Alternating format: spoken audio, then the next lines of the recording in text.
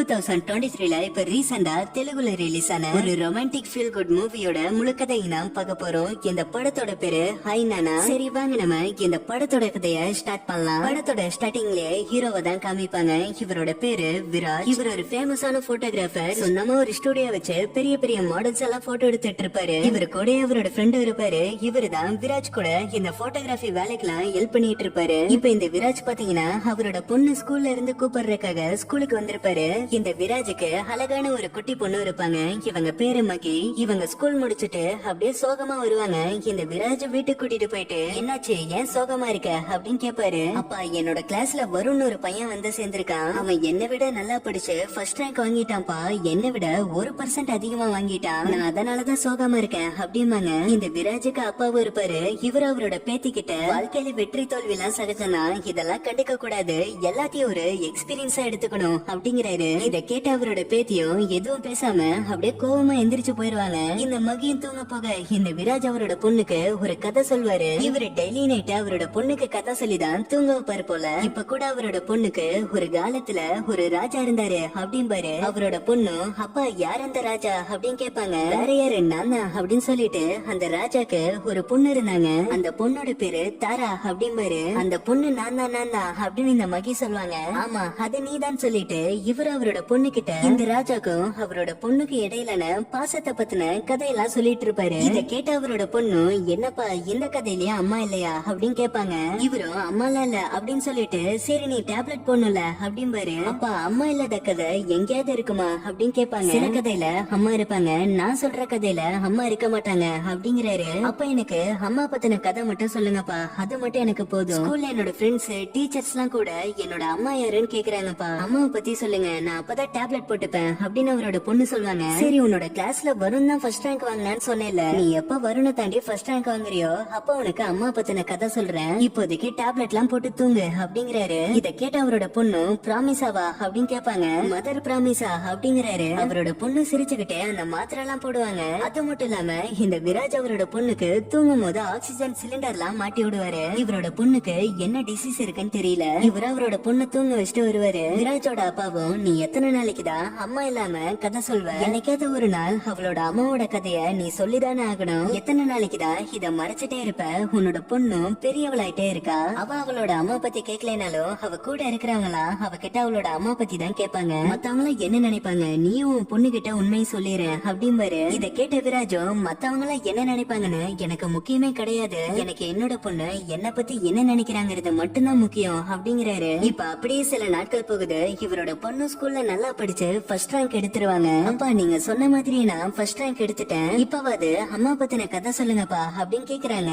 இத கேட்ட விராஜும் அப்பா வேலை செஞ்சுட்டு டயர்டா வந்திருக்கேன், உனக்கு அம்மா பத்தின கதைய நான் நாளைக்கு சொல்றேன் அப்படிம்பாரு. ஆனா அவரோட பொண்ணு பாத்தீங்கன்னா அப்பா நீங்க தானே சொன்னீங்க ஃபர்ஸ்ட் ரேங்க் வாங்கினா அம்மாவோட கதை சொல்றேன்னு, எனக்கு இப்பவே சொல்லுங்கப்பா அப்படின்னு கேட்பாங்க. இந்த விராஜும் பாத்தீங்கன்னா எப்ப பார்த்தாலும் அம்மா கதைன்னு அம்மா பத்தி கேட்டுட்டு இருக்க, அதெல்லாம் உனக்கு சொல்ல முடியாது, பேசாம போய் தூங்கு அப்படின்னு அவரோட பொண்ணு கிட்ட கோவமா பேசிட்டு அங்க இருந்து போறாரு. இவரோட பொண்ணு மகியும் சோகமா இருப்பாங்க. அடுத்த நாள் ஆகுது.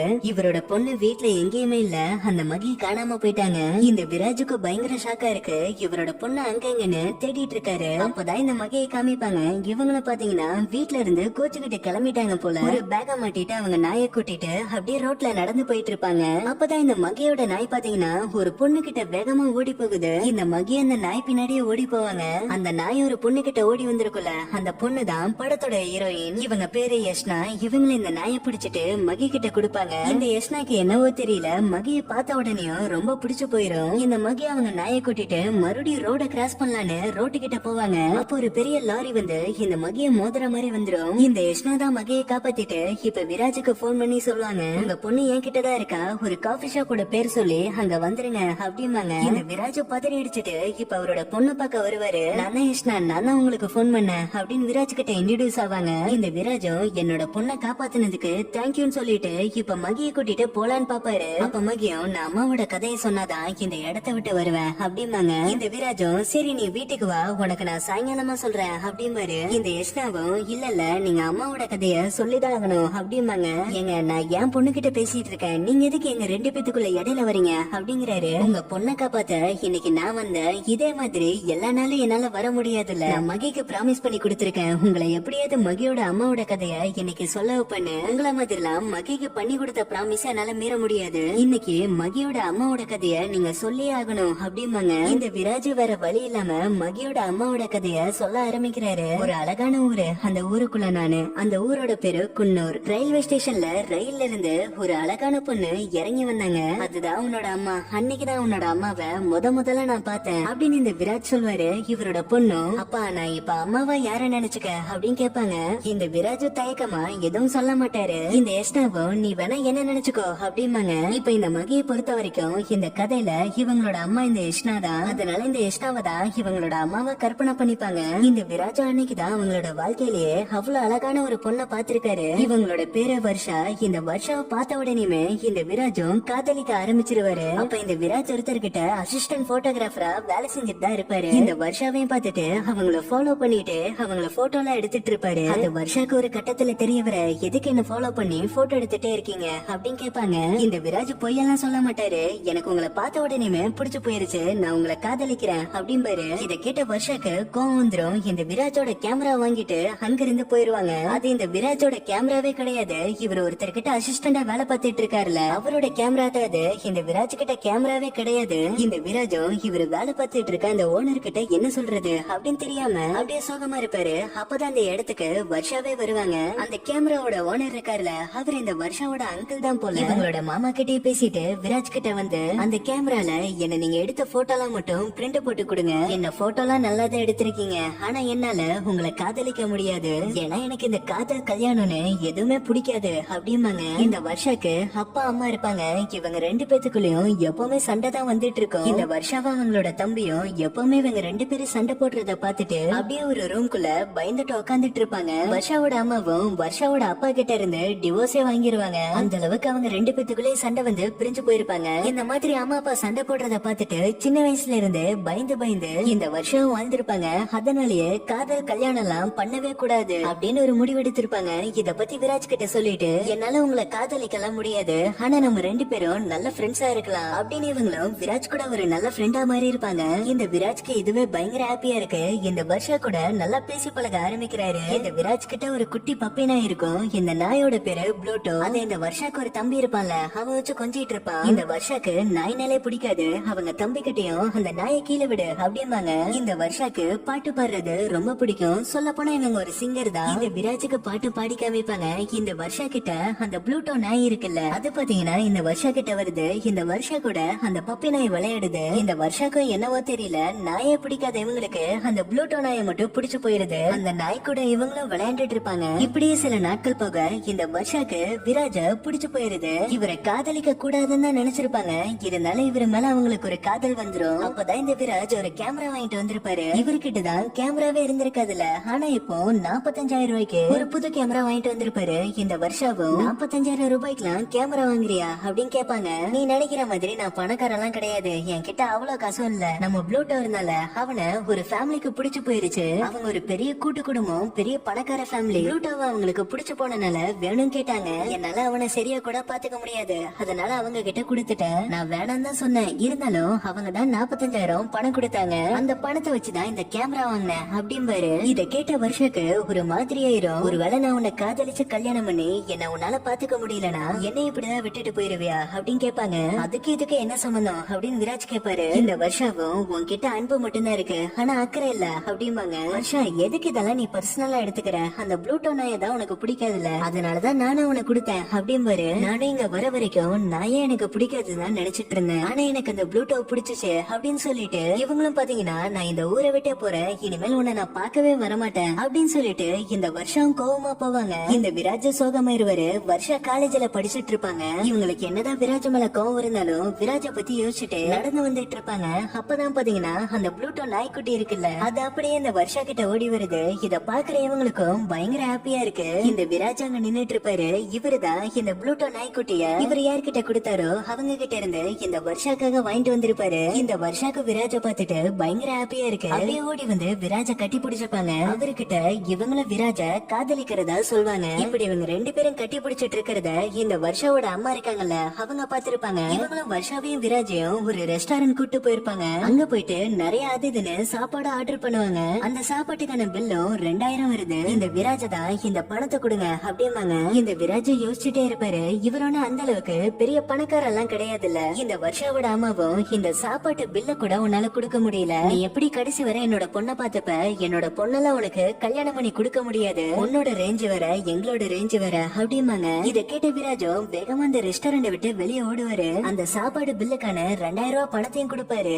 என்கிட்ட இந்த பணம் இல்லாம இல்ல, நேத்துதான் எனக்கு சம்பளம் போட்டாங்க, அதான் இந்த பில்ல கொடுக்கலாமா வேணாமான்னு யோசிச்சுட்டு இருந்தேன். ஆனா நீங்க சொன்னதுக்கு அப்புறமா இந்த பில்ல நான் கொடுத்தாங்கன்னு முடிவு பண்ணிட்டேன். என்கிட்ட இப்ப வேணா பணம் இல்லாம போகலாம். ஒரு 5 வருஷம் கழிச்சு நானும் சொந்தமா ஒரு ஸ்டுடியோ வச்சேன்னா நீங்க நினைக்கிறத விடவே நான் பெரிய ஆளா வருவேன் அப்படிங்கிறாரு. நீங்க ரேஞ்ச பத்தி யோசிக்கிறீங்க, நான் டைம பத்தி யோசிக்கிறேன், அவ்வளவுதான் அப்படிங்கிறாரு. இருந்தாலும் இந்த வருஷாவோட அம்மாக்கு இந்த விராஜ சுத்தமா பிடிக்கல. அதனால இந்த விராஜ வருஷம் பாத்தீங்கன்னா வருஷாவோட அம்மாவை எதிர்த்துட்டு இவங்க 2 பேரும் கல்யாணம் பண்ணி இருப்பாங்க. இந்த கல்யாணமே விராஜோட அப்பாவோட தலைமையில தான் நடந்திருக்கும். இவங்களுக்கு கல்யாணமாகி ஒரு 3 வருஷம் ஆகுது. சின்ன வீட்டுல தான் இருப்பாங்க. வீட்டோட மேல் தளம் ஓட்ட ஓட்டையா இருக்கும். அதனால மழை தண்ணி எல்லாம் வீட்டுக்குள்ள வரும். இந்த வருஷம் ரொம்ப கஷ்டப்படுவாங்க. இந்த விராஜு பாக்குறாரு. இவரு சொந்தமா ஒரு ஸ்டுடியோ ஆரம்பிக்கிறாரு. இவரோட போட்டோகிராஃபி வேலையும் நல்லா போக ஆரம்பிக்குது. இவரோட பிசினஸ்ல இருந்து நிறைய பணமும் வர ஆரம்பிக்குது. அதனால ஒரு நல்ல வீட இந்த விராஜ வாங்குறாரு. அங்க இவரோட ஒய்ஃப் வருஷாவையும் நிம்மதியா தங்க வைப்பாரு. இவர் ஒரு வாட்டி குழந்தைங்களெல்லாம் போட்டோ எடுக்க போயிருப்பாரு. அப்ப இவருக்கு குழந்தைங்களெல்லாம் பார்த்துட்டு நமக்கு ஒரு குழந்தை இருந்தா நல்லா இருக்கும்ல அப்படின்னு இவருக்கு ஆசை வர ஆரம்பிக்கும். இத பத்தி வருஷா கிட்டே சொல்லுவாரு. ஆனா வருஷா பாத்தீங்கன்னா நமக்கு குழந்தை எல்லாம் வேணாம், நீ நான் நம்ம 2 பேர் மட்டும் போதும். ஏன்னா ஃபியூச்சர்ல நம்ம 2 பேத்துக்குள்ள சண்டை வந்துச்சுன்னா நம்ம குழந்தைங்க தான் கஷ்டப்படுவாங்க. இத சின்ன வயசுல இருந்தே நான் பார்த்து வளர்ந்திருக்கேன். அதனால நமக்கு குழந்தை வேணாம் அப்படிம்பாங்க. இத கேட்ட விராஜும் உனக்கு என்ன பைத்தியம் முடிச்சிருக்கா, எதுக்கு சம்பந்தம் இல்லாம பேசுற, நமக்குள்ள குழந்தை வந்தா அப்படிலாம் நடக்காது அப்படிம்பாரு. இருந்தாலும் இந்த வருஷம் பாத்தீங்கன்னா பாரு இப்பயே நம்ம 2 பேத்துக்குள்ள சண்டை வந்துருச்சு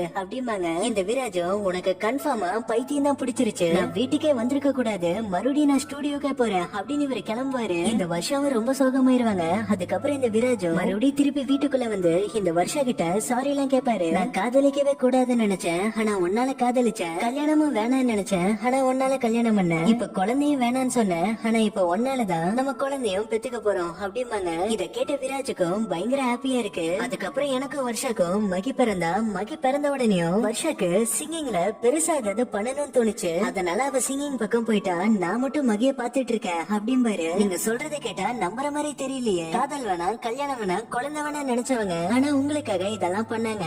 ஆனா சிங்கிங்காக எப்படி உங்களை விட்டுட்டு போயிருப்பாங்க, இத நம்புற மாதிரியே தெரியல அப்படிம்பாங்க. உண்மையை சொல்லுங்க, வருஷாக்கும் உங்களுக்கு இடையில என்ன நடந்துச்சு அப்படின்னு கேட்பாங்க. மகி நீ அம்மாவோட கதை வேணும்னு கேட்ட, அத நான் உன்கிட்ட சொல்லிட்டேன், வா நம்ம இப்ப வீட்டுக்கு போலாம் அப்படின்னு கூப்பிடுறாரு. இவரோட பொண்ணு மகியும் இவரு கூப்பிட்டு வராம யஷ்னா பக்கத்துல போய் நின்னுட்டு, அப்பா நீங்க அம்மா விட்டுட்டு வந்துட்டீங்களா அப்படின்னு கேட்பாங்க. இத கேட்ட விராஜுக்கு ஒரு மாதிரி ஆயிரும். ஏன்னா இந்த விராஜை பொறுத்த வரைக்கும் மத்தவங்க இவரை பத்தி என்ன நினைக்கிறாங்க அப்படிங்கறது இவருக்கு முக்கியமே கிடையாது. அவரோட பொண்ணு இவரை பத்தி என்ன நினைக்கிறாங்க அப்படிங்கறது இவருக்கு ரொம்ப முக்கியம். இவரோட பொண்ணு இப்படி சொன்னனால மறுபடியும் அவரோட பொண்ணு கிட்ட உக்காந்துட்டு மகியோட அம்மாக்கு என்னாச்சு அப்படின்னு இன்னும் சொல்ல ஆரம்பிக்கிறாரு. இந்த விராஜ வருஷாவும் குழந்தை பெத்துக்கலாம் அப்படின்னு ஒரு முடிவு எடுத்திருப்பாங்கல்ல. இவங்களுக்கு ஒரு குழந்தையும் பிறக்குது. அந்த குழந்தை தான் மகி. இந்த மகி பிறந்தப்பவே அவங்களுக்கு லங்ஸ்ல ஒரு டிசீஸ் இருந்திருக்கும். டாக்டர்ஸ் பாத்தீங்கன்னா உங்க குழந்தைய காப்பாத்துறதே கஷ்டம் தான், இன்னும் சில நாட்கள் மட்டும்தான் உங்களோட குழந்தை உயிரோட இருக்கும் அப்படின்னு சொல்லுவாங்க. இத கேட்ட விராஜுக்கு வருஷாக்கும் ரொம்ப ஷாக்கா இருக்கு. இவங்க 2 பேரும் ரொம்ப சோகமாயிருவாங்க. இவங்களுக்கு பிறந்த குழந்தைய இவங்களால தொட்டு கூட பார்க்க முடியல. அந்த குழந்தை இன்குபேட்டர்ல தான் சில மாசங்கள் இருக்கணும் அப்படின்னு சொல்லிருவாங்க. அப்படியே 1 மாசம் ஆகுது, 1 மாசம் 2 மாசம் 2 மாசம் 4 மாசம் ஆகுது. இன்னும் இவங்க குழந்தை அந்த இன்குபேட்டர்ல தான் இருக்கு. இந்த விராஜும் மகி எந்திரிமா உன்னால முடியும் அப்படின்னு சொல்வாரு. ஆனா இந்த வருஷம் பாத்தீங்கன்னா அப்படியே மனசுடைஞ்சு போயிருவாங்க. இதுக்குதான் நான் குழந்தையே வேணான்னு சொன்னேன், இப்ப பாரு என்னோட குழந்தை எவ்வளவு கஷ்டப்படுது, நான் சொன்னது ஏன் விராஜ் நீ கேட்கல அப்படின்னு இவங்களும் பாத்தீங்கன்னா ரொம்ப சோகமாகி அழுக ஆரம்பிச்சிருவாங்க. இந்த விராஜ் கூட கார்ல போகும்போது இவர்கிட்ட ஒண்ணுமே பேச மாட்டாங்க. இந்த விராஜும் நீ ஏன் என்கிட்ட எதுவுமே பேச மாட்டேங்கிற, எல்லாம் சரியாயிரும் அப்படிங்கிறாரு. ஆனா இந்த வருஷா பாத்தீங்கன்னா உன்னை நான் குன்னூர்ல பாத்திருக்கவே கூடாது, உன்னை காதலிச்சிருக்க கூடாது, உன் கூட கல்யாணமும் பண்ணிருக்க கூடாது, இந்த குழந்தைய நான் பெற்றிருக்கவே கூடாது அப்படின்னு சொல்லுவாங்க. இந்த கதையை கேட்ட மகி பாத்தீங்கன்னா அப்படியே அவங்களோட அப்பாவை கட்டி பிடிச்சிட்டு, அப்பா இந்த கதை போதும்பா, அம்மா பத்தி இன்னும் ஒண்ணு சொல்ல வேணாம் அப்படின்னு விராஜ கட்டி பிடிச்சிட்டு பயங்கரமா அழுவாங்க. இந்த யஷ்னாவும் மகியை சமாதானப்படுத்திருக்கு அவங்க கிட்ட போவாங்க. ஆனா இந்த மகி பாத்தீங்கன்னா யஷ்னாவை பார்க்கவே மாட்டாங்க. அவங்கள பார்க்காம முகத்தை திருப்பிட்டே இருப்பாங்க.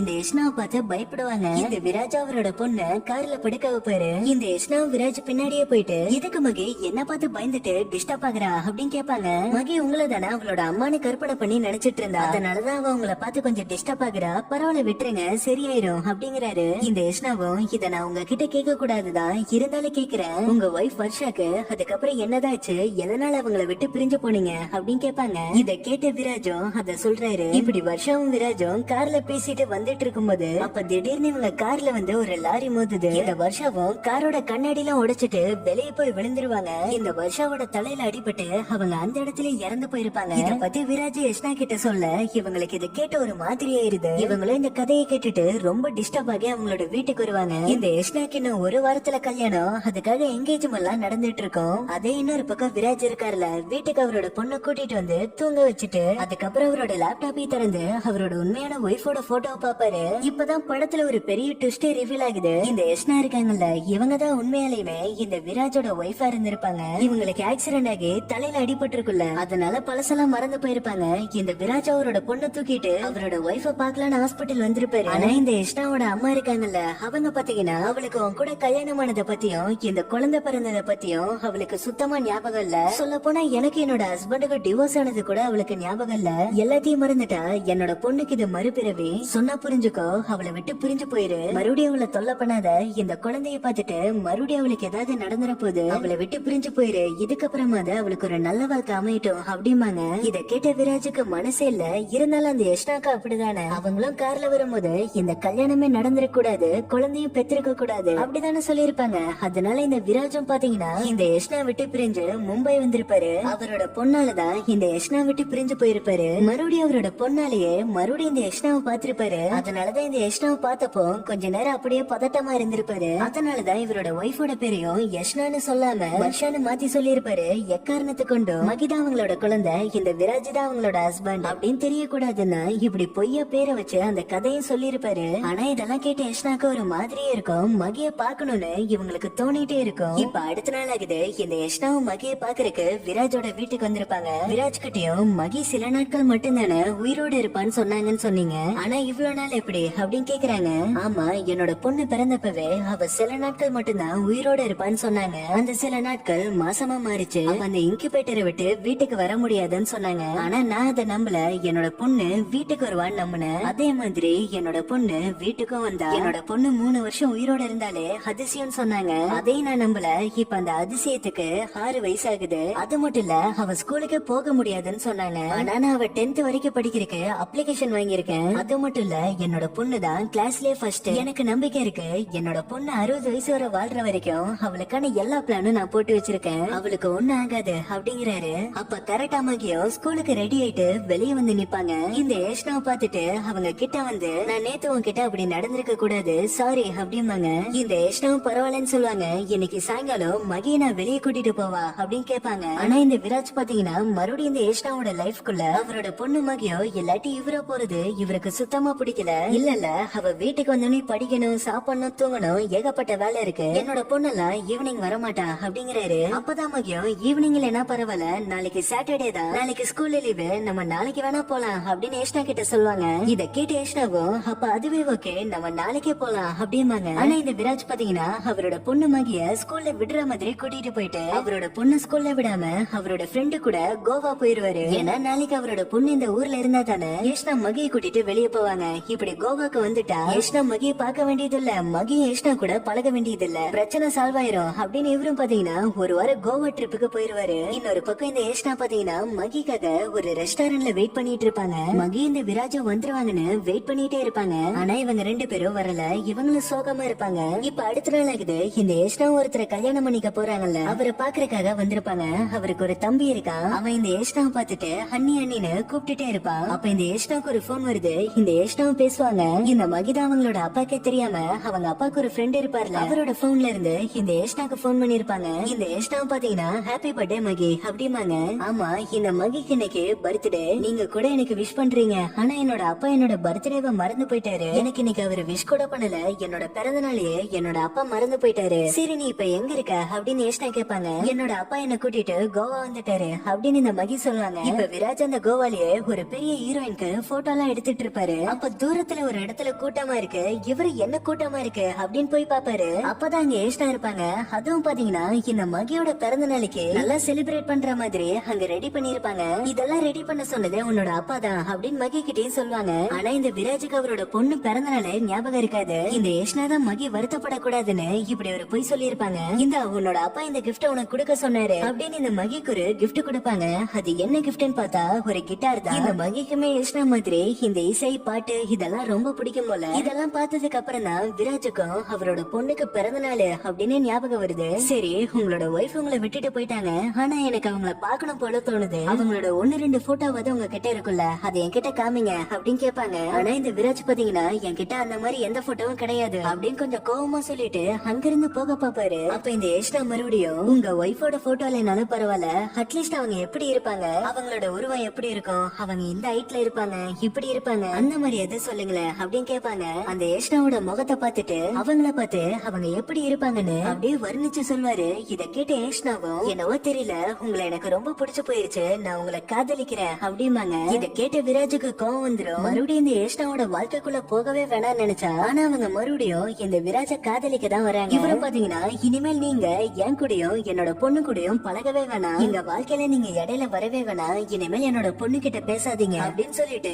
இந்த ஏஷ்னாவோட ரூம்ல இருந்த மகியை தூக்கிட்டு அவரோட ரூமுக்கு தூக்கிட்டு போயிட்டு அவரோட பொண்ணு தூங்க வைப்பாரு. அதுக்கப்புறமா அந்த கோவால பார்ட்டி எல்லாம் நடக்கிற ஒரு இடம் இருக்கும். அங்க பாத்தீங்கன்னா பயங்கரமா குடிக்கிறாரு. இந்த ஏஷ்னாவும் பாத்தீங்கன்னா கொஞ்சம் கோவம் வந்து இவங்களும் குடிப்பாங்க. இப்ப இவங்க 2 பேரும் பாட்டு பாடிட்டு டான்ஸ் எல்லாம் ஆடிட்டு அப்படியே 2 பேரும் ஒரே இடத்துல அப்படியே ஒருத்தர் மேல ஒருத்தர் சாஞ்சிட்டு அப்படியே படுத்து தூங்கிடுவாங்க. அப்ப இந்த மகியும் அப்படியே தூக்கத்துல இருந்து எந்திரிச்சு வருவாங்க. இவங்களோட அப்பாவும் இந்த ஏஷ்னாவும் ஒன்னா படுத்திருக்கிறத பாத்துட்டு இவங்களும் அவங்களுக்கு இடையில போய் அப்படியே படுத்துப்பாங்க. ஏஷ்னா, நீ எங்க கூடயே இருந்தறியா, எங்களை விட்டு நீ போக வேணாம் அப்படிம்பாங்க. இந்த ஏஷ்னாவும் குடிச்சிருப்பாங்கல்ல, அப்படியே போதையிலேயே பாத்தீங்கன்னா சரி நான் போகல அப்படின்னு தலையாட்டிட்டு அப்படியே தூங்கிடுவாங்க. இப்ப அடுத்த நாள் ஆகுது. இவங்கள கண்முழிச்சு பாப்பாங்க. இவங்க 2 பேத்தையும் தேடிட்டு அப்படியே நடந்து வருவாங்க. அப்பதான் இந்த விராஜ் அவரோட பொண்ணுக்கு ட்ரீட்மெண்ட் பாத்துட்டு இருக்க டாக்டர் கிட்ட போன்ல பேசிட்டு இருப்பாரு. இவர் அவரோட பொண்ணுக்கு லங்ஸையும் மாத்திரலான்னு ஒரு லங்ஸ் அப்ளை பண்ணிருப்பாரு. அது கிடைச்சிருச்சுன்னு டாக்டர் சொல்லுவாங்க. அப்பதான் இந்த ஏஷ்னாவும் விராஜ் கிட்ட வந்துட்டு எனக்கு உன்னை ரொம்ப பிடிச்சிருக்கு, நான் உன்னை ரொம்ப காதலிக்கிறேன் அப்படின்னு சொல்லிட்டு இருப்பாங்க. அப்பதான் இவங்களுக்கு பின்னாடி இந்த ஏஷ்னா ஒருத்தங்களை கல்யாணம் பண்ண போறாங்கல்ல, அவரோட தம்பி வந்து நிக்கிறான். அண்ணி, உங்களை பார்க்க அண்ணன் வந்திருக்காரு அப்படின்னு இந்த ஏஷ்னாவை விராஜையும் ஒரு மாதிரி பாப்பா. இந்த விராஜ் ஒரு மாதிரி முறைச்சிட்டு இந்த ஏஷ்னாவை மட்டும் கூட்டிட்டு அவனோட அண்ணன் கிட்ட போவான். இவனோட அண்ணனும் நாளைக்கு கல்யாணம், ஆனா நீ இன்னைக்கு கோவால இருக்க, அப்பவே எனக்கு தெரிஞ்சிருச்சு உனக்கு இந்த கோவா எவ்வளவு பிடிக்கும்னு, அதனால நாளைக்கு நடக்க போற நம்ம கல்யாணத்தை இங்கேயே வச்சுக்கலாம் அப்படிங்கிறாரு. இத கேட்ட ஏஷ்னாக்கு ஷாக்கா இருக்கு. இந்த ஏஷ்னாவோட அம்மாவும் இவங்களை கல்யாணம் பண்ணிக்க போறவரும் இவங்களை கூட்டிட்டு அங்கேயே பாத்தீங்கன்னா ஒரு ரெசார்ட் மாதிரி இருக்கும், அதுக்குள்ள போவாங்க. இந்த மகி ஏஷ்னாவை பாக்குறதுக்கு அப்படியே வருவாங்க. இவங்களும் ஏஷ்னா ஏஷ்னான்னு கூப்பிட்டுட்டே இருப்பாங்க. ஆனா இந்த ஏஷ்னா பாத்தீங்கன்னா மகி கிட்ட வர மாட்டாங்க. இவங்க கூட அப்படியே போறாங்க. இந்த மகிக்கு ஒரு மாதிரி இருக்கு. விராஜா அவரோட பொண்ணை கூட்டிட்டு நம்ம இந்த ஊரை விட்டு போக போறோம் அப்படின்னு அவரோட பொண்ணு கிட்ட சொல்லிட்டு அவரோட லக்கேஜ் எல்லாம் பேக் பண்றாரு. ஆனா இந்த மகி பாத்தீங்கன்னா நான் ஏஷ்னாவை பாக்கணும் அப்படிம்பாங்க. மகி, நீ தான் பாத்தேல ஏஷ்னாக்கு நாளைக்கு கல்யாணம், அவங்கள டிஸ்டர்ப்லாம் பண்ண கூடாது, நம்ம நாளைக்கே மும்பை போறோம் அப்படிங்கிறாரு. இப்படி இவரு சொல்லிட்டு அவரோட பொண்ணு ரூம்ல விட்டுட்டு வெளியே போவாரு. அடுத்த நாள் ஆகுது. இவரோட பொண்ணு வந்து பார்த்தா அந்த ரூம்குள்ள காணோம். இவரோட பொண்ணும் பாத்தீங்கன்னா அந்த ப்ளூட்டோவை கூட்டிட்டு இந்த ஏஷ்னாவை பார்க்க அவங்க இருக்க இடத்துக்கு போயிருப்பாங்க. அங்க கல்யாணத்துக்கான வேலையெல்லாம் பரபரப்பா நடந்துட்டு இருக்கும். இந்த மகியும் ஏஷ்னா எங்க இருக்காங்கன்னு ஒவ்வொரு ரூமா போய் தேடிட்டு இருப்பாங்க. இந்த விராஜுக்கு அவரோட பொண்ணு காணோம்னு தெரிய வருது. கண்டிப்பா ஏஷ்னாவை பார்க்கதான் மகி போயிருப்பான்னு இவருக்கு புரியுது. அதனால அந்த ஏஷ்னா இருக்கிற இடத்துக்குள்ள இவரோட ஃப்ரெண்டை விட்டு உள்ள போய் மகி எங்க இருக்கான்னு பார்த்து கூட்டிட்டு வா அப்படிங்கிறாரு. இவரோட ஃப்ரெண்டு உள்ள போறாரு. மகியை பாத்துருவாரு. கூட்டிட்டு வரலாம். திரும்பி வரும்போது இந்த ஏஷ்னாவோட அம்மா இருக்காங்கல்ல, மகியை பாத்துருவாங்க. அவங்களுக்கு மகியை பார்த்த உடனேயும் பயங்கர கோவம் வந்துரும். இதுக்கெல்லாம் காரணம் விராஜ் தானே. இவரும் மெதுவா பேசுங்க, மகிக்கு எந்த ஒரு உண்மையும் தெரியாது அப்படிங்கிறாரு. இருந்தாலும் இந்த ஏஷ்னாவோட அம்மா மகி கிட்டே போயிட்டு இங்க பாரு, உன்னோட அப்பா தான் இங்க அனுப்பிச்சு வச்சிருக்காருன்னு தெரியும், உன்னோட அம்மாக்கு கல்யாணம் தேவையில்லாம வந்து அவங்களை டிஸ்டர்ப் பண்ண கூடாது, நீதான் ஏஷ்னாவோட பொண்ணுங்கிறத ஏஷ்னா மறந்து போயிட்டா, நீ மறுபடியும் அவளை பார்க்க வந்து டிஸ்டர்ப் பண்ணாத, இந்த இடத்தை விட்டு போயிரு அப்படிமாங்க. இத கேட்டதுக்கு அப்புறம் தான் மகிக்கு தெரிய வருது உண்மையிலேயுமே இந்த ஏஷ்னா தான் இவங்களோட அம்மான்னு. இத கேட்டு இந்த குழந்தையும் பாத்தீங்கன்னா அந்த இடத்துலயே அழுகிறா. இந்த விராஜோட ஃப்ரெண்டும் மகியை கூட்டிட்டு அந்த இடத்தை விட்டு வெளியே வருவாரு. அதே இன்னொரு பக்கம் இந்த வீட்டுக்கு வெளியில விராஜ் நின்னுட்டு இருப்பாருல, அங்க இந்த ஏஷ்னாவை கல்யாணம் பண்ணிக்க போறவரோட தம்பி இருக்கான்ல, அவன் வந்து நீ என்னடா என்னோட அண்ணி பின்னாடியே சுத்திட்டு இருக்க அப்படின்னு விராஜ போட்டு அவனோட ஃப்ரெண்ட்ஸ் எல்லாம் கூட்டிட்டு வந்து பயங்கரமா அடிக்கிறான். இந்த விராஜ அடி வாங்கிட்டு அமைதியா தான் இருப்பாரு, திருப்பி எல்லாம் அடிக்க மாட்டாரு. அப்பதான் இந்த இடத்துக்கு ஏஷ்னாவை கல்யாணம் பண்ண போறவரே வராரு. ஏஷ்னா உன்னோட எக்ஸ் ஒய்ஃப்னு எனக்கு நல்லாவே தெரியும், இருந்தாலும் அவளை நான் கல்யாணம் பண்ணிக்கிறேன், உன் கூட வாழ்ந்த வாழ்க்கை அவளுக்கு பிடிக்காம தானே, அவ எல்லாத்தையும் மறந்து போயிட்டா, அவளை விட்டுரு, இந்த இடத்தை விட்டு நீ போ அப்படின்னு சொல்லிட்டு இவரு அங்கிருந்து போறாரு. இந்த விராஜோட விராஜோட ஃப்ரெண்டும் மகிய கூட்டிட்டு வருவாரு. மகி அப்படியே கண் கலங்கி நிப்பாங்க. இந்த விராஜும், மகி நீ எதுக்கு என்ன விட்டு போயிட்டே இருக்க? அம்மாவோட கதை வேணும் கேட்டு ஒரு வாட்டி என்ன விட்டு போன, இப்ப ஏசுனாவை பார்க்க போறேன்னு மறுபடியும் என்ன விட்டு போயிட்ட. நீ என்ன பண்ணாதான் இந்த அப்பா கூடயே நீ இருப்ப மகி. நான் தான் ஏதோ ஒரு தப்பு பண்ணிருக்கேன், அதான் நீ என்ன விட்டு போயிட்டே இருக்க. ஒருவேளை அப்பாவும் மேல வச்ச பாசம் பத்தலையாமா அப்படின்னு கேக்குறாரு. இத கேட்ட மகியும் அப்படியே ஓடி வந்து விராஜ கட்டி பிடிச்சிட்டு, எனக்கு இனி அம்மா வேணாப்பா, நீங்க மட்டும் போதும் அப்படிங்கிறாங்க. சரிமா நீ ஏசுனாவை பத்தி ஏதோ பேசணும்னு இல்ல, அத பேசிட்டியா அப்படின்னு கேட்பாரு. இல்லப்பா நான் தான் அம்மா கிட்ட பேசினா அம்மாக்கு எல்லாம் தெரிய வந்துரும்லப்பா அப்படிம்பாங்க. இத கேட்டதுக்கு அப்புறம் தான் விராஜுக்கு புரிய வருது, இந்த மகிக்கும் ஏஷ்னா தான் மகியோட அம்மான்னு தெரிய வந்துருச்சு அப்படின்னு. விராஜோட ஃப்ரெண்டும் ஏஷ்னாவோட அம்மா தான் மகி கிட்ட எல்லா உண்மையும் சொல்லிட்டாங்க அப்படிங்கிறாரு. அப்ப கரெக்டா அந்த ப்ளூட்டோ நாய் இருக்குல்ல, அதுவும் ஏஷ்னா கிட்ட போயிட்டு இந்த விராஜ் கிட்ட ஏஷ்னாவை கூட்டிட்டு வந்துரும். இந்த ஏஷ்னா மறுபடியும் விராஜ் நான் உன்னதான் கல்யாணம் பண்ணிக்கணும் அப்படிம்பாங்க. அப்ப இந்த விராஜ் பாத்தீங்கன்னா, உனக்கு அசிங்கமா இல்லையா, நாளைக்கு உனக்கு கல்யாணம், இப்ப வந்து என்ன கல்யாணம் பண்ணிக்கவான்னு கேக்குற. உனக்கு என்னோட ஒய்ஃபுக்கும் எந்த ஒரு வித்தியாசமும் கிடையாது, ஏதாவது ஒரு பிரச்சனை வந்துச்சுன்னா விட்டுட்டு போயிருவீங்க அப்படிங்கிறாரு. இந்த ஏஷ்னாவும் வெக்கத்தை விட்டு கேட்டுட்டுன்னு அசிங்கப்படுத்துறியா அப்படின்னு கேட்பாங்க. அதுக்கப்புறம் மகி கிட்டயும் போயிட்டு நீயும் என்ன அம்மாவை தானே நினைச்ச அப்படிம்பாங்க. ஆனா இந்த மகி பாத்தீங்கன்னா எல்லாத்தையும் புரிஞ்சுக்கிட்டு, நான் உன்னை என்னோட அம்மாவை தான் நினைச்சேன், ஆனா நீ என்னோட உண்மையான அம்மா கிடையாது அப்படின்னு ஏஷ்னா கிட்டே இந்த குழந்தையும் பாத்தீங்கன்னா ஒரு பொய் சொல்லுவா. இத கேட்டு ஏஷ்னாக்கே ஒரு மாதிரி ஆயிரும். இவங்க ரெண்டு பேத்தையும் விட்டுட்டு அந்த கல்யாணத்துக்கே போறாங்க. இந்த விராஜ் ஒன்னும் சும்மா வர மாட்டாரு. இந்த ஏஷ்னாவோட அம்மா இருக்காங்கல்ல, அவங்க உட்காந்துட்டு இருக்க டேபிள அப்படியே தூக்கி வீசுவாரு. அப்ப இந்த ஏஷ்னாவை கல்யாணம் பண்ணிக்க போற அந்த அண்ணனோட தம்பி இருக்கான்ல, அவன் வந்துட்டு மறுபடியும் இந்த விராஜ அடிக்க வர இந்த விராஜ் அவனை போட்டு அடிச்சிருவாரு. இந்த ஏஷ்னாவோட அம்மா கிட்டயும் என்ன தைரியம் இருந்தா என்னோட பொண்ணு கிட்ட எல்லா உண்மையும் நீங்க சொல்வீங்க, என் பொண்ணு எவ்வளவு வருத்தப்படுவா, இதே மாதிரி நானும் உங்க பொண்ணு கிட்ட போயிட்டு எல்லா உண்மையும் சொல்லிடவா அப்படின்னு கேக்குறாரு. இத கேட்டு ஏஷ்னாவோட அம்மாக்கு அவங்க பண்ணது தப்புன்னு புரிய வருது. இந்த விராஜ கோவமா அவரோட பொண்ணை கூட்டிட்டு கார்ல போயிட்டு இருப்பாரு. அப்ப அவரோட பொண்ணு அழுதுட்டே இருப்பாங்கல்ல, அப்ப திடீர்னு மயக்கம் போட்டுருவாங்க. இத பாக்குற விராஜோ ரொம்ப பயந்துட்டு ஒரு ஹாஸ்பிட்டலுக்கு அவரோட பொண்ணை தூக்கிட்டு வந்திருப்பாரு. அதே இன்னொரு பக்கம் இந்த ஏஷ்னாக்கும் கல்யாணம் நடந்துட்டு இருக்கும். இந்த ஏஷ்னாவும் மணமேடைக்கு அப்படியே நடந்து வந்துட்டு இருப்பாங்க. அப்பதான் அந்த இடத்துக்கு விராஜோட அப்பா இருக்காருல, அவரு வருவாரு. இந்த ஏஷ்னாவும் விராஜோட அப்பா கிட்ட போயிட்டு அவரை ஏற்கனவே தெரியற மாதிரி பேசுவாங்க. அது மட்டும் இல்லாம விராஜோட அப்பாவை இவங்க அப்பா அப்பான்னு கூப்பிட்டு இருப்பாங்க. ஏன்பா என்னோட கல்யாணத்துக்கு லேட்டா வந்தீங்க அப்படின்னு கேட்பாங்க. இப்பதான் தெரிய வருது, இவரு உண்மையாலேயும் விராஜோட அப்பா கிடையாது, இவரு உண்மையாலேயும் ஏஷ்னாவோட அப்பா தான். சொல்ல போனா ஏஷ்னாக்கும் விராஜுக்கும் கல்யாணம் நடக்கும் போது இவரோட தலைமையில இருந்துதா கல்யாணமும் நடந்திருக்கும். அவரோட பொண்ணுக்கு மண்டையில அடிபட்டு எல்லாம் மறந்து போனதுக்கு அப்புறமா விராஜ் கை குழந்தையோட, அதுவும் அந்த மாதிரியான நிலைமையில இருக்க ஒரு குழந்தையோட கஷ்டப்படுறாருன்னு அவரு கூடயே பாத்தீங்கன்னா இந்த ஏஷ்னாவோட அப்பா இருந்திருப்பாரு. அதனாலதான் ஸ்டார்டிங் சீன்ல எல்லாம் பாக்கும்போது இவரு விராஜோட அப்பா மாதிரி தெரிஞ்சிருப்பாரு. இவரு ஏஷ்னா கிட்ட நீதான் என் கிட்ட விராஜ பிடிக்குன்னு சொல்லிட்டு இருந்தல, அவன் கிட்ட நீ பேசி பாக்கலையா அப்படின்னு கேட்பாரு. இந்த ஏஷ்னாவும் நான் தான் பேசினாலே நான் அவரோட ஒய்ஃப் ஒண்ணுதானாமா, ரெண்டு பேருமே விட்டுட்டு போயிரும் சொல்றாரு. இதுக்கு மேல என்னால என்ன பண்ண முடியும்பா அப்படின்னு கேட்பாங்க. ஆமாமா நீ அவரோட ஒய்ஃப் ஒண்ணுதான், பிரச்சனைன்னு வந்தா விட்டுட்டு போயிருவீங்க அப்படிங்கிறாரு. என்னப்பா நீங்களும் என்ன இப்படியே சொல்றீங்க அப்படின்னு இந்த ஏஷ்னா கேட்பாங்க. ஆமாமா இப்ப அந்த விராஜ் பிரச்சனையில இருக்கான், அவனோட பொண்ணுக்கு சீரியஸான நிலைமையில ஹாஸ்பிட்டல்ல சேர்த்திருக்கான். ஆனா நீ என்ன பண்ற, அவனை விட்டுட்டு இங்க தானே இருக்க, அவன் கூட போயிட்டு உனக்காக நான் இருக்கேன்னு அவன் கூட இருந்தா நீ அவனோட ஒய்ஃப் மாதிரி இருக்க வேணாலமா அப்படிங்கிறாரு. இத கேட்டு ஏஷ்னாக்கும் மகி சீரியஸா இருக்கான்னு பயமா இருக்கு. இவங்களும் பாத்தீங்கன்னா அந்த கல்யாணம் பண்ண போறவர்கிட்ட எனக்கு உண்மையிலேயும் விராஜ தான் பிடிச்சிருக்கு, நான் அவரை தான் கல்யாணம் பண்ணிப்பேன் அப்படிம்பாங்க. இத கேட்டு இந்த ஏஷ்னாவை கல்யாணம் பண்ணிக்க நினைச்சவரும் சரி என்னோட மனசு மாறதுக்குள்ள இந்த இடத்தை விட்டு நீ கிளம்பிரு அப்படிம்பாரு. இந்த ஏஷ்னா பாத்தீங்கன்னா அந்த இடத்தை விட்டு அப்படியே வேகமா ஓடி வந்து மகி ஹாஸ்பிட்டல்ல சேர்த்திருப்பாங்கல்ல, அந்த ஹாஸ்பிட்டலுக்கு தான் வருவாங்க. இந்த விராஜ் கிட்டயும் என்ன நடந்தாலும் உன் கூட நான் இருக்கேன், எந்த பிரச்சனை வந்தாலும் உன்னை விட்டு நான் போயிட மாட்டேன் அப்படிம்பாங்க. இத கேட்ட விராஜும் பாத்தீங்கன்னா இந்த ஏஷ்னாவை கட்டி பிடிச்சிட்டு அப்படியே அழுகுவாரு. இவரோட பொண்ணு மகி வர ரொம்ப சீரியஸா இருப்பாங்கல்ல, இவங்களுக்கு உடனே அந்த லங்ஸ மாத்தி ஆகணும். இப்ப அதுக்கு நிறைய டாக்டர்ஸ் எல்லாம் தேவைப்படுறாங்க. அப்பதான் இந்த ஏஷ்னா ஒருத்தர் கல்யாணம் பண்ணிக்க போறவரா இருந்திருப்பாருல, அவரு அவரோட தம்பி அவரோட தம்பியோட ஃப்ரெண்ட்ஸ்னு எல்லாருமே பாத்தீங்கன்னா டாக்டர்ஸ் தான். இவங்க எல்லாரும் சேர்ந்துதான் அந்த மகிக்கு லங்ஸ மாத்திட்டு அவங்களோட உயிரையும் காப்பாத்துறாங்க. இந்த விராஜும் ஏஷ்னாவும் சேர்ந்துருவாங்க. இத மகியும் பாப்பாங்க. இப்ப அப்படியே கட் பண்ணா சில பல வருஷம் கழிச்சு காமிப்பாங்க. இந்த மகி பாத்தீங்கன்னா அவங்களோட அம்மா ஏஷ்னா மாதிரி ஒரு பெரிய சிங்கரா மாதிரி இருப்பாங்க. இவங்களும் ஒரு ஸ்டேஜ்ல நின்னு பாட்டு பாடுவாங்க. இந்த பொண்ணு உயிரோடே இருக்க மாட்டான்னு சொன்ன அந்த குழந்தை தான் இப்படி ஒரு பெரிய சிங்கராவும் மாதிரி இருப்பாங்க. இதுக்கு ஒரே காரணம் என்ன ஆனாலும் என்னோட பொண்ணுக்கு ஒண்ணாகாது அப்படின்னு அந்த பொண்ணோட அப்பா வச்ச நம்பிக்கை மட்டும்தான். இதோட இந்த ஹாய் நானா அப்படிங்கிற படம் முடியுது. இந்த படம் எப்படி இருந்துச்சு, உங்களுக்கு பிடிச்சிச்சா இல்லையா அப்படின்னு கமெண்ட் செக்ஷன்ல கமெண்ட் பண்ணுங்க. வீடியோ